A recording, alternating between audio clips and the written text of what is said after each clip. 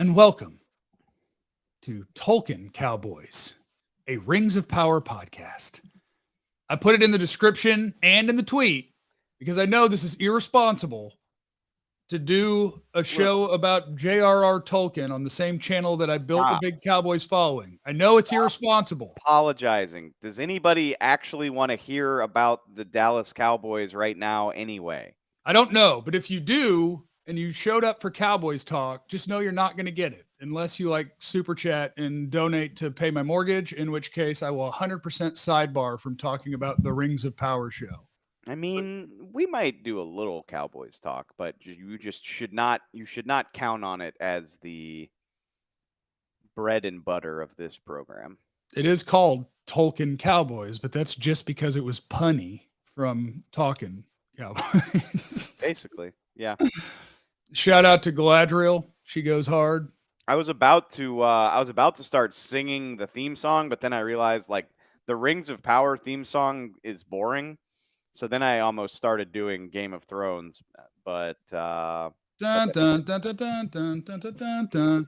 Which show do you like better right now? Are you watching both? I am watching both. To be honest with you, I like House of the Dragon more so far, but I think it's cheating because like it's so much more established. Like we understand what's going on in House of the Dragon a little bit more. Whereas like through 3 episodes of Rings of Power, I'm still just trying to figure out what the hell's going on. So I think I like House of the Dragon better so far, but I'm not out on Rings of Power. I've been enjoying it. Jeff, are the Cowboys in trouble? Yes. You bet your ass they are. Yes, they're in trouble.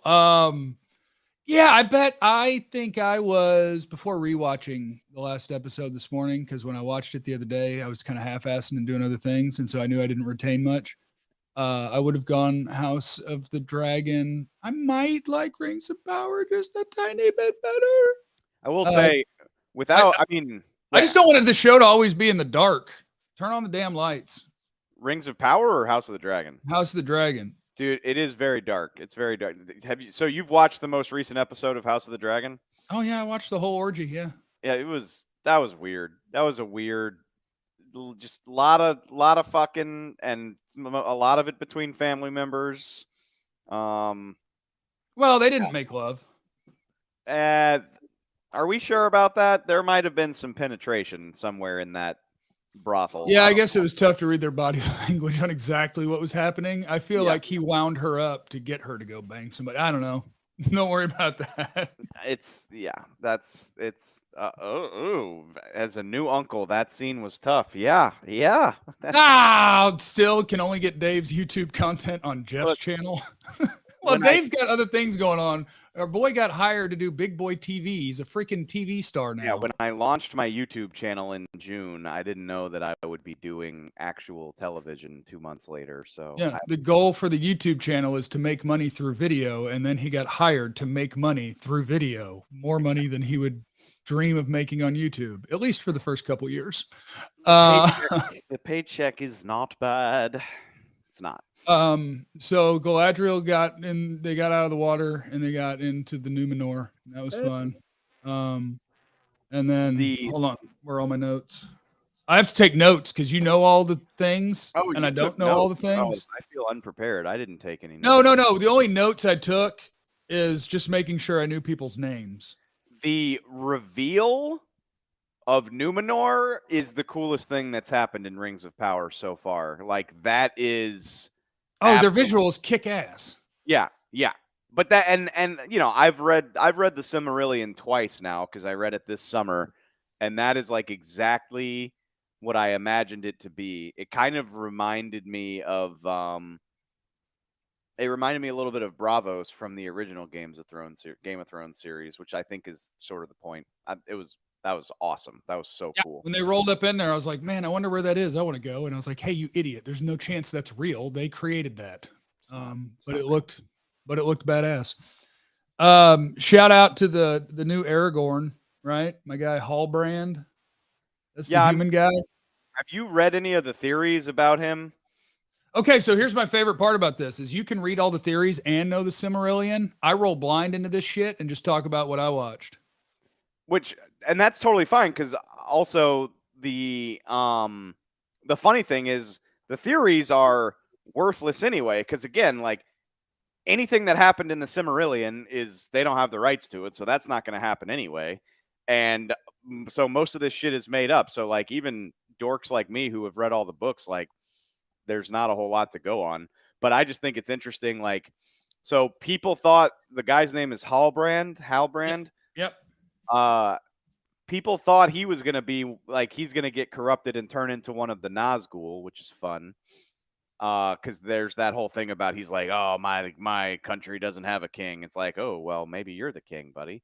And then the new one that I saw this past week is, what if he's the king who winds up being the king of the undead from Return of the King? You know, the army that Aragorn gets to Okay. Yeah. I could see that, and that would be pretty awesome. Okay, so that's where you're gonna have to help me, right? Because what is it? Like at the very end of the episode, you have Galadriel, Queen of the World, who's gonna murder everything, and then he's in trouble because he beat people up, and so he's in his little cage.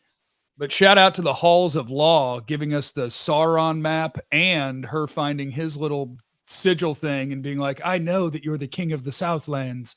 But like, he was like, yeah, but we lost the war. And she's like, we started the war. And I'm like, wait, what are they both guilty of? What did they do wrong? I don't understand. Yeah. I mean, I thought it was kind of cheesy that she's like, oh, wait, Sauron's sigil is just a map of Mordor turned the other way. Like, I thought that was kind of weird. But that's okay. So what war did the elves start? The War of Wrath, which is basically, so the things that they can't get into, the stuff that they can't talk about for licensing purposes is Morgoth, who they've mentioned on the show a few times, is like one of the original bad guy, the bad god. He's the original bad guy. He's Sauron's boss. So he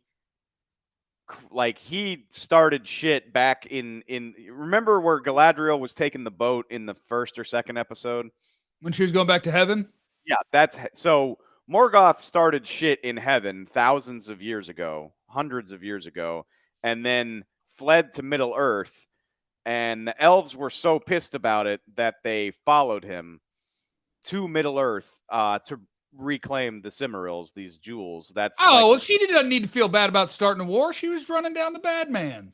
But I mean, they sailed across the world to fight him. That's basically what he's talking about. And so Halbrand's people, I guess, swore allegiance to Morgoth. So like he kind of feels bad about that.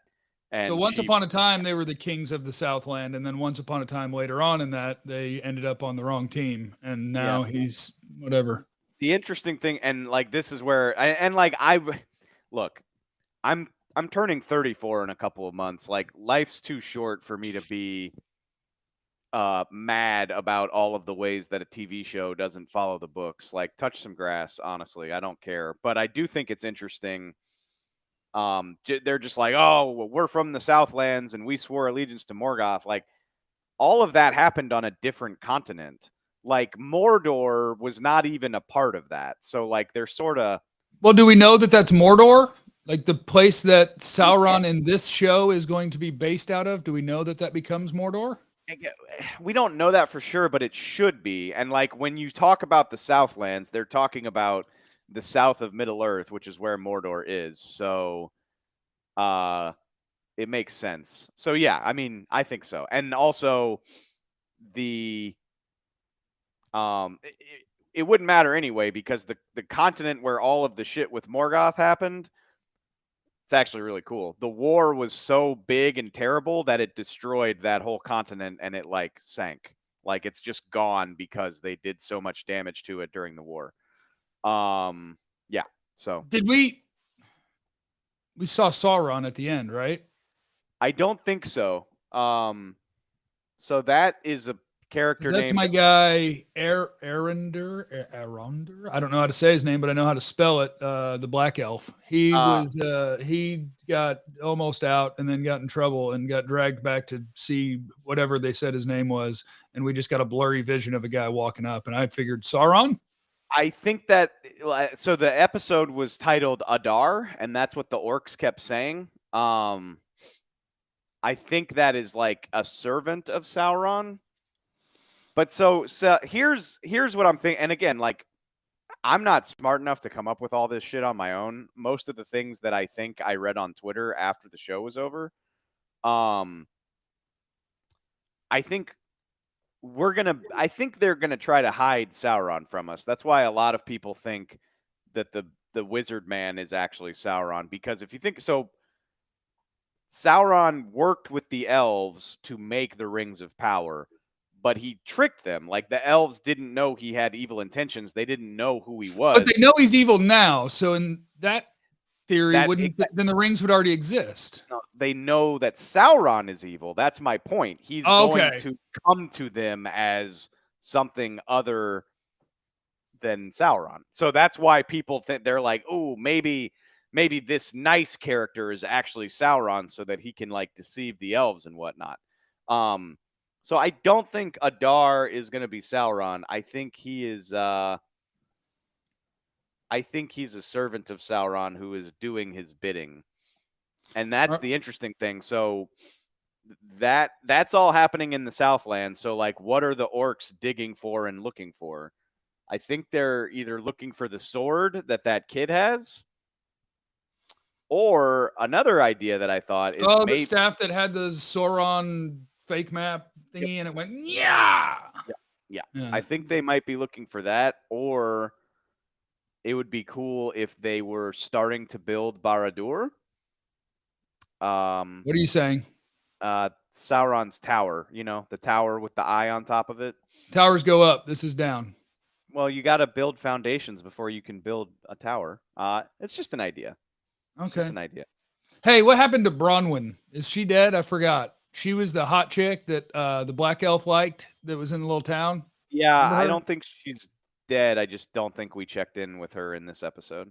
Okay. I hope we check in again because she's hot. She's very attractive. Who was the queen regent lady in Numenor? Like, so she didn't like Galadriel, and at the very end of the episode, she's walking and talking to her father, which in theory would be a king if she's the queen regent, but it sure seems like she was looking down at a dead body or something. Like, is he frozen like Ted Williams' head? Who's she talking to? I don't know who she's talking to. Actually, I might need to rewatch that because of my memory. So wait, I remember her talking to the dude. So at the end, she walks into somewhere and she's just kind of looking down and she says, "Father." And she says something along the lines of, "It's happened and it's very bad. The elf has arrived." Oh, yeah. Okay. You're right. Yeah. So she was talking to her husband, and then I'm guessing like her father is like bedridden or some shit. All right. He's a king. He's a king on the way out, but they didn't show him to us. And I'm like, why wouldn't you just show him to us if that's the king? But whatever. So how averse are you to spoilers? I don't know. How big are they? Is it about Bronwyn, my hot chick? It's not about just so basically. I'll give you the real. I mean, they said all of this in the show, so I'm not telling you anything you don't know. But like Numenor was given to those people by the gods as a gift for their help defeating Morgoth. Right. And it started out as like, oh, we love the elves and the elves love us and blah, blah, blah. Right. And like, as the centuries go along, they get powerful and resentful. And they're like, how come we don't get to live forever? How come we can't go to heaven? So it's like America. At some point, they were like, damn you, you're not even here. This is our country. Stay out. Yeah, a little bit. Yeah. Okay. And so this is going to be an interesting storyline because in the Silmarillion, Numenor attacks the gods, which is just incredibly stupid. How do you do that? A ladder? No, they like create a fleet and like sail over there and try to like wage war against them. That seems like a losing battle. It doesn't go well for them. So we'll see. I don't know if that's going to happen in the show. Again, like I'm not sure they have the rights to that.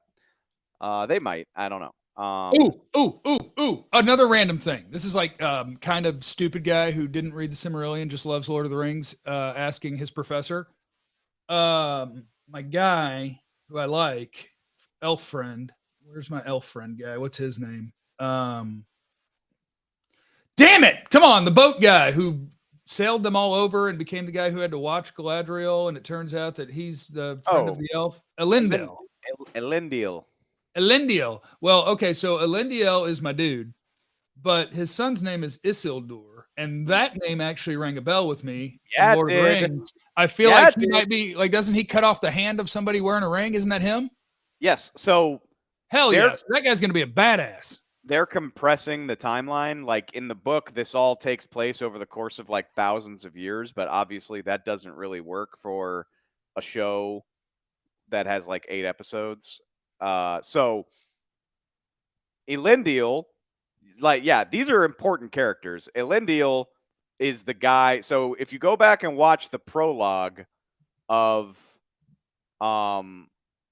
Fellowship of the Ring, you know, the cool scene where Sauron's just like throwing people around and shit. Elendil is the guy that gets like thrown into the cliff and the sword falls underneath him, and then his son Isildur picks up the sword and it breaks and he cuts off Sauron's finger. So like those two guys are gonna wind up defeating Sauron to end the Second Age. Like that's what this is all building toward. Yeah. And then the other, so if you remember from the first episode, the king that is Elrond's boss, that's Gil-galad, or I always pronounced it Gil-galad. I don't know which is right. But Gil-galad's cool, but in this show, Elrond sucks. He seems like a political sneaky son of a bitch. Well, we didn't even check in with him this episode, which I don't want was weird. to. I don't like him. Well, you're wrong. That's not correct. Oh. But yeah, so anyway, they create the Last Alliance. So like those are two of the most important characters in the show just because of who they wind up becoming. So it stands to reason, like, I don't know what's going to happen with this guy Halbrand, but Elendil and Galadriel are like a pretty big deal. Halbrand is new Aragorn. He's the king who's not the king, but it is his kingdom, and he's going to go be the king, and then it might not end well, but he's going to go be the king. He's going to be something important. I mean, that's a good point. He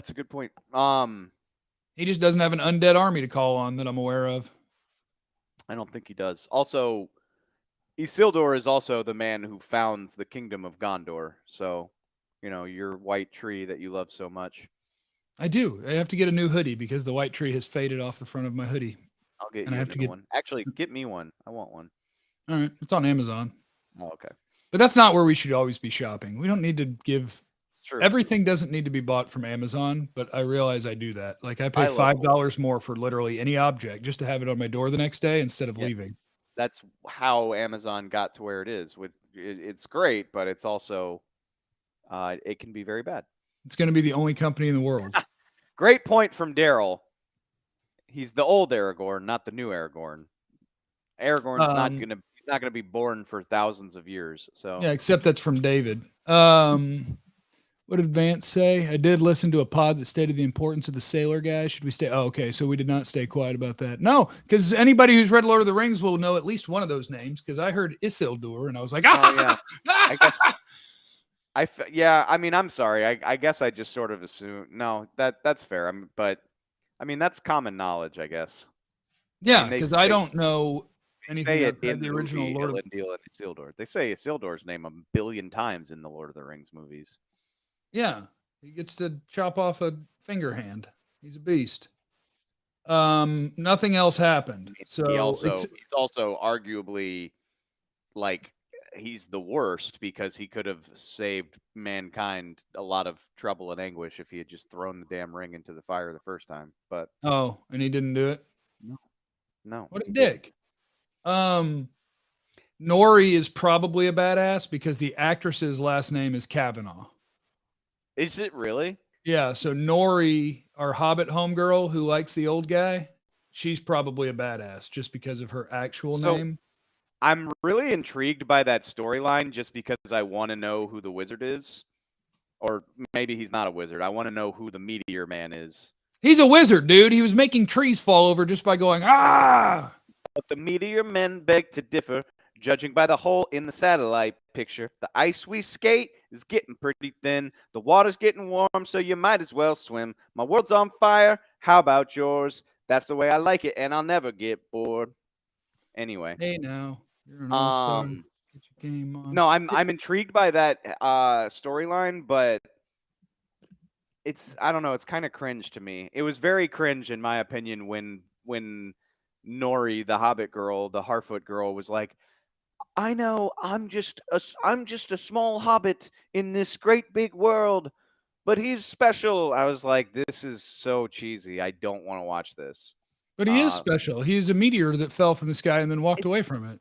It just feels like a after school special. I don't know. Like, I just want to know who the Meteor Man is. I don't. Well, isn't that kind of what the Hobbits are, with all due respect? They're kind of an after school special. I mean, look at here. Hold on. You saw that I brought this in for this. This is my little painting that I bought off of Art Finder. Like, they lived in after school specials. Like, they are an after school special. You're not wrong. Here's Bilbo, this little weird built guy that's going to defeat a dragon. Like, come on, man. You're not wrong. That, I don't know. That storyline just doesn't do a whole lot for me yet. Except, like, I want to know who the guy is. It was very cute how he helped them pull their wagon the other day.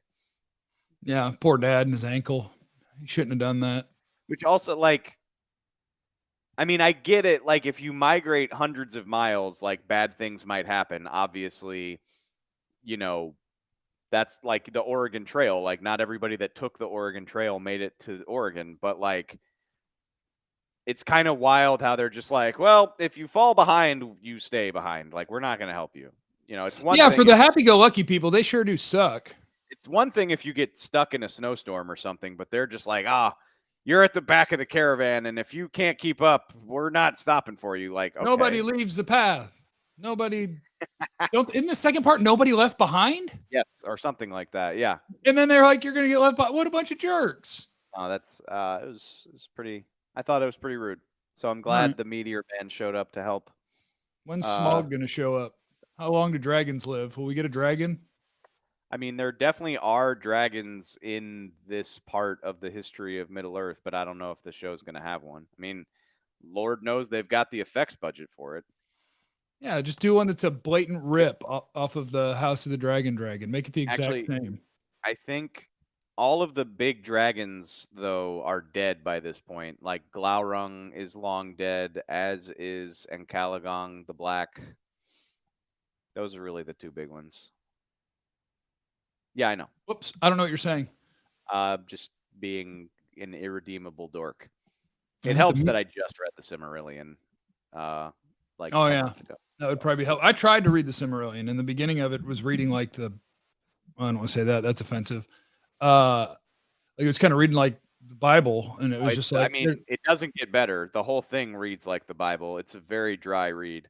Yeah, I was like, I'm not here for this. I need something different. Calagon the Black was Morgoth's top dragon. He's a big boy. Vance said, "Shout out to Nori's friend being clutch, helping her get the stars paper." That's a fair point. That was. I don't understand that. Like, were they just trying to figure out which constellation he was looking for? Yeah, I don't know how that's going to be important, but they focused on it enough that I guess it's going to be important. I'm like, whenever the Hobbits come on, I'm just like, let's go. Like, I don't care about you migrating. Hobbits kind of suck. That's why they gave them the Meteor Man. They gave them the Meteor Man because the showrunners were like, look, no one's going to care about the Hobbit shit. Can we give them the Meteor Man? Yeah. But so that's that. That's fine. That's fine. See you next week. Is that, are we done? Okay. I don't know. I mean, what else you got? No, I mean, I got nothing. I want to talk about whatever you want to talk about. I just like how the main characters are so incredibly, and I guess this is across everything. Star Wars jumps to mind. Like the main characters are just so badass at fighting, and everyone else is so inept at fighting. Yeah, I mean, like starting with Galadriel in the first one, where it's like she's out with a band of elites, it would seem like, and they were all P words that just got smashed, and she was like, "Oh, fine, I'll go kill this stupid troll." And then our new king guy was just like, yeah, let me just manhandle these 4 dudes because why not? And all the main characters can fight. I forgot about did you sort of get like, I got bad vibes from when he beat the shit out of all of those guys. Yeah, because he caused it. Yeah. Like, yeah, you got punched after you stole from someone after trying to get them drunk so you could steal from them. And then you got punched and you decided you had to just destroy everyone. And then he also, like, and this is just like TV show stuff, but like typically in a TV show, the good guy hurts people to defend himself. And I felt like he was taking a little bit further. He was like, no, I'm going to kill all of y'all. And maybe that goes to your point that he is not going to end up being a good guy. And they're planting that seed early, that he's got some devious. I'm not sold that he's going to be a totally good guy. Also, Galadriel cracks me up, like, which I get. I mean, that's what a character arc is, but like, she's so chill in the movie, like in the Third Age, and when the movies happen, she's just like, the quest stands upon the edge of a knife, and right now she's just like angry all the time, like she just wants to murk shit all the time, and I think it's great. Yeah, in your old age, you calm down. Yeah. She's still a young woman. It's true. I mean, by elf standards anyway, she's still like 5,000 years old already. But yeah, but that's when the elves really get their rage going. It's at like 8 to 10,000 is menopause. And then exactly. Then you just kind of chill out. Exactly. Yeah, goes. I mean, I agree with Steve. She's kind of whiny, but I get it. I mean, she's worried. Well, she's stuck. She's trying to save the world, and they won't even let her off the stupid island. It's like, hey, no, like I got shit to do. Take me over there. But that's okay. We got people now who are going to take her over there. Yeah, Elendil. And that's that is actually true to the books too. Like Elendil comes from a sect of Numenor that's like, no, like the elves are our friends and we don't resent them, and everybody else is like, get out of here then. We don't want you. What if Halbrand is Sauron? That would be fun. Actually, that could track. So again, I don't want to give too many spoilers, but like Sauron winds up in Numenor. I'll just say that. He winds up in Numenor at some point. So like maybe. It'd be a weird play to just not let the best murderer who wants to murder you drown. Like Galadriel was out of there. She was dead. Does he know that she is Galadriel? I don't remember. I don't know. I mean, she had not said it at that point, but I would think if I was the ultimate bad guy, I'd have the roster and photos of the people who might be able to murder me. It's photos aren't a thing in Middle-earth, bud. You know? Well, somebody give me a sketch. Oh, okay. Maybe a sketch pad. Like, this looks like what Steve drew for me. This looks like her. Yeah. Maybe it's her. It's clearly her. I don't remember. I do not remember if Galadriel told Halbrand who she is. Yeah, okay. That's what somebody in the chat said. He just knows she's an elf. But would Sauron just save a random elf, or would he just be like, why do I give a crap about you? But who knows? Because I just picture him as like evil incarnate, but I don't know what he actually is because I don't know. I only know him as an eyeball. Yeah, Sauron that we're working with right now is not Sauron that you're of later. So well, screw him. I hope he loses. He does. That's the cool thing is like we kind of know how all this winds up happening. So that's but we're still in. All right. Well, shout out to all you weirdos who actually watched us talk about the Rings of Power. I love it. How many people are in here right now? Do you know? 87. So thankfully they are reading the warning. If this was a Cowboys thing, it would be 900.